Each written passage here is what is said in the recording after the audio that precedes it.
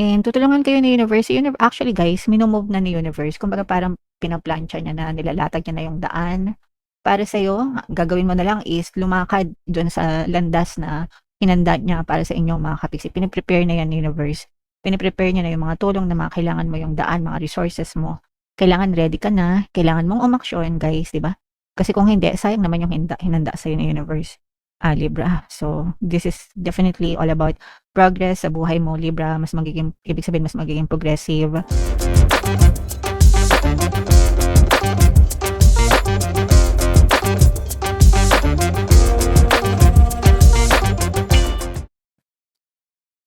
Hello guys, hello Libra. Welcome back to Pinoy Pixie Tarot. Ang pamagat ng episode natin for tonight is monthly check-in para ngayong August. Para sa Libra, Sun, Moon, Rising Sign, and Venus. So, unahin natin tong deck na to guys. Ito yung mga angel messages para sa inyo, Libra. So, yung first message natin, meron tayong dating, no? So, hindi naman ito mag-resonate sa lahat guys. Mag-resonate ito doon sa mga single, mga kapiksi na ready na makapag-date, ready na ulit sa next relationship guys, no? Yeah, so or for some of you guys, maaring dun sa mga naghahanap ng karelasyon, maaring nasa dating stage kayo ngayon and maaring nyo nang makita or makilala yung tamang tao para sa inyo mga kapiksi. So wag nyong ikulong yung sarili nyo guys, no? Syempre, paano kayo magkakaroon ng relationship kung hindi kayo nakikipag-date, 'di ba? So date din minsan, Libra. Another message for you guys. So, dalawa. Meron tayong yin and yang and silver waterfall. So, ito guys, ibig sabihin, you cannot appreciate light without darkness and you cannot appreciate darkness without light. Parehas yan na importante sa buhay natin, yung mga negative and yung mga positive na nangyayari sa buhay natin guys. Okay? Kailangan lang ilagay natin sa tamang balanse yung mga bagay-bagay, mga kapiksi. Okay? And for some of you naman guys, ilagay sa tamang moderasyon din yung mga bagay-bagay sa buhay natin. Lahat ng labis ay nakakasama sa atin, lahat ng kulang ay nakakasama din. So, tamang balance lang talaga, Libra. And ito naman guys, ibig sabihin swabing-swabe, no? Yung daloy ng biyaya, yung blessings. It's either umaapaw siya or tuloy-tuloy yung daloy ng blessings sa buhay nyo mga kapiksi. Tuloy-tuloy yung magandang pagdating niyan, magandang flow sa buhay nyo. Ibig sabihin wala kayong masyadong blocks, wala kayong masyadong balakid mga kapiksi. Okay? So, yeah. Comment down below if naka-resonate kayo dyan guys. Ito naman ay sa love. Tingnan naman natin yung mga love messages or love advice para sa inyo guys. Kung ano lang yung maka-resonate, take that message mga kapiksi. So, yung first message natin, express your love. Kung mahal nyo, sabihin nyo, iparamdam nyo, ipakita nyo mga kapiksi. Huwag kayong maghulaan, di ba? Kasi kung kayo din may karelasyon, ayaw nyo rin ang nanghuhula kayo, di ba? Gusto nyo rin na alam nyo kung ano yung real score between the two of you. So, ikaw, ganun din. Sabihin mo sa kanya yung nararamdaman mo. Kung mahal mo. Basta, dun lang sa tamang tao, guys, no? Alam nyo na ibig ko sabihin. Kapag mga kabit-kabit, guys, tumigil kayo. Kapag alam nyo nang may mga jowa yung nilalandi nyo, manahimik kayo mga kapiksi. Huwag kayong manira ng relasyon ng may relasyon, Libra. And another message for you guys, make the effort. Kailangan mag-effort tayo mga kapiksi, no? Again, express nyo yung pagmamahal nyo sa kanila, iparamdam nyo. For the relationship to work, kailangan talaga may effort mga kapiksi, no? Kailangan ipakita, iparanas yung pagmamahal, mga kapiksi. Okay? Alright. And another message for you, Libra. It's safe for you to love, guys, no? Kahit na nagkaroon kayo ng masaklap na relationship in the past, mga kapiksi, it's still safe for you to love. Guys, you deserve love. You deserve to meet the right one para sa inyo. Deserve nyo na makilala yung tamang tao na magbibigay sa'yo ng tunay na, pagmamahal mga kapiksi. It's safe for you to love. Guys, don't blame it on love. Probably yung mga previous relationship niyo, puwedeng hindi lang talaga siya yung tamang tao para sa inyo, pero hindi ibig sabihin nun is hindi na kayo allowed ulit na magmahal. It's nice to love, guys. Masarap umibig, especially kung yung specific person mo is yung tao talaga na hinihiling mo, from the universe. Kaya nga sabi ko sa inyo, ipagdasal niyo, guys, okey? Alright. So, yeah, comment down below if naka-resonate kayo diyan. So, shuffle natin 'to, Libra. Hanapin natin yung energy niyo habang sina-shuffle ko 'to. Panoorin niyo muna yung video natin regarding sa ating paano mag-manifest ng abundance video course. Kapiksi, sawa ka na ba sa mga struggles at hirap sa buhay mo? Masipag ka ba at masikap sa buhay ngunit hindi ka pa rin umaasenso? Ilang beses ka na bang nag-attempt magnegosyo at mag-invest pero palagi ka pa rin nalulugi?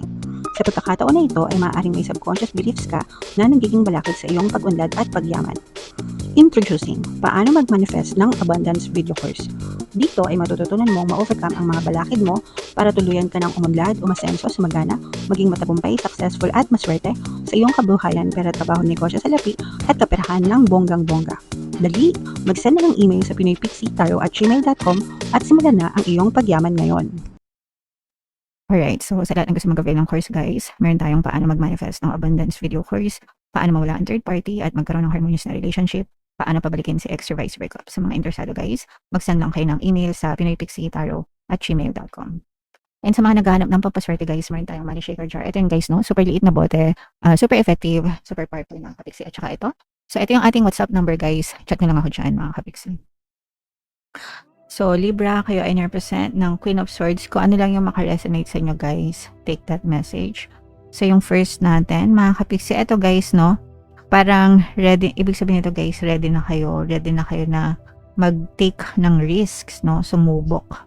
Lalo na kung mataas yung mga pangarap nyo or malaki yung mga pangarap nyo sa buhay. Parang you are trying to overcome your fears, ino-overcome nyo yung mga takot nyo, you're taking risks, diba? So, tama lang yun, guys, kasi you shouldn't live on fears. Hindi dapat kayo nabubuhay sa takot nyo. Kasi yung takot natin, sumisira yan ang buhay. So, dito, kino-conquer nyo na, nilalabanan nyo na yung mga fears nyo, guys, and willing kayo na gawin yung mga dapat gawin para sa mga pangarap nyo.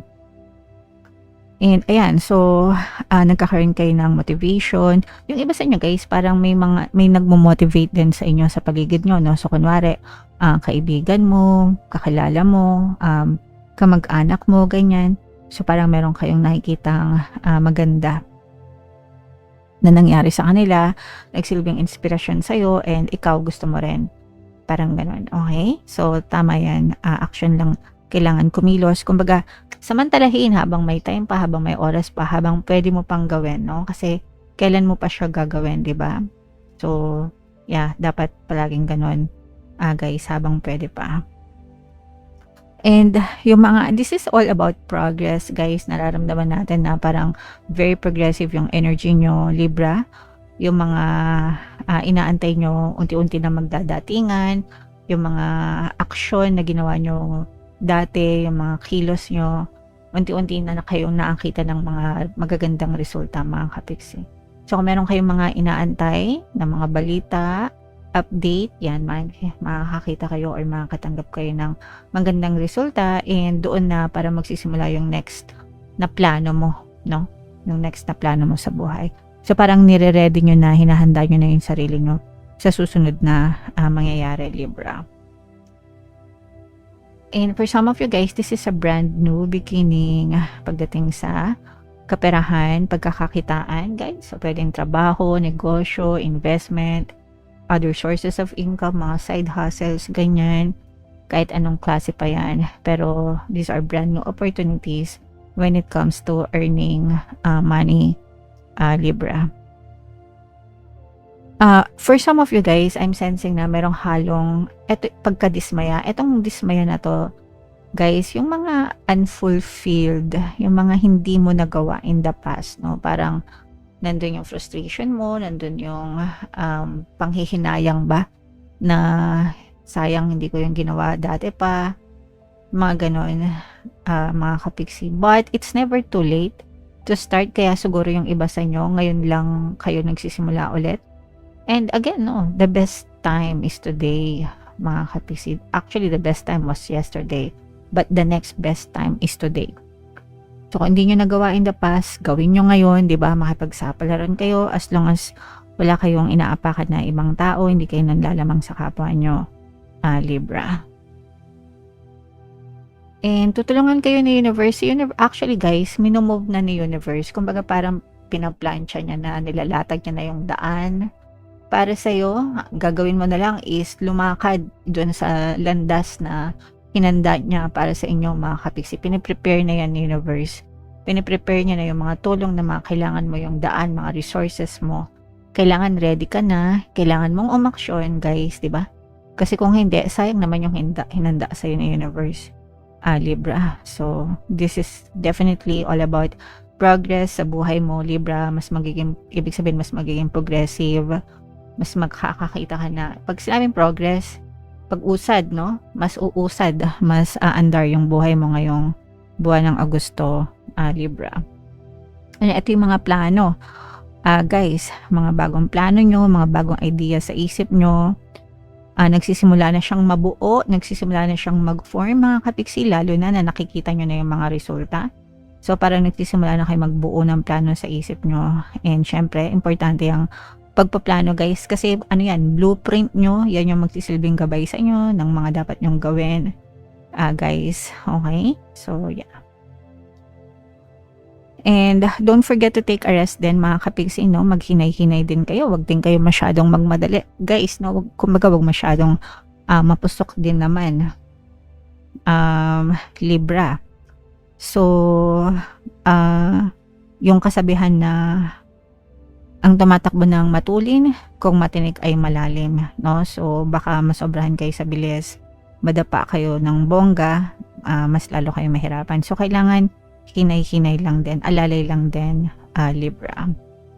Yeah, so itong guys, yan yung mga bagong kontrata, mga bagong agreement. Sabi ko nga sa inyo, guys, yung may mga bagong pirmahan dito na mapupush, guys. Kung meron kayong mga nilalakad, mga negosasyon, transaksyon, matutuloy yung mga transaction na yan, guys. And I'm sensing na mga malalaking project ito na dadating sa inyo. Ito, kung nag-a-apply kayo ng trabaho, pwedeng bagong trabaho. Kung nag-agent kayo or nagtitinda kayo, whatever, project-based, magagandang kontrata yung ibibigay sa inyo, Libra. Okay? So, this is something that you should look forward to, Libra. Okay, so comment down below, guys, if feeling nyo nakaresonate kayo dyan. Lahat ng mga magaganda, Libra, i-main nyo na sa comment section, mga kapiksi.